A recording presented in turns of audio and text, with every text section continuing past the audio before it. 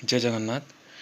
आज आम लोहासिंगा गाँव में थी जड़े वृद्धा रोगिणा पाखक जाइलु आउ जेनटा कि आज आम किछि छुटिया साहाय्य करिछु आउ बहुत खुश लागला तांकर संगे मीट करी करी आउ से बहुत खराब कंडीशन रे अछन आपण माने तांकर फोटो भी देखि पारुथिबे।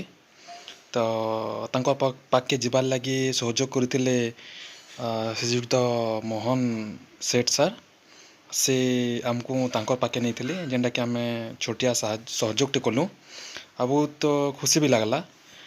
तार संगे संगे मुझे धन्यवाद देवा लगी चाहूँ आमर कैलाश सर से भी बहुत सपोर्ट करते आउ भगवान तांको बहुत भल कर रखन आके से भल कर रहन एतिक मुई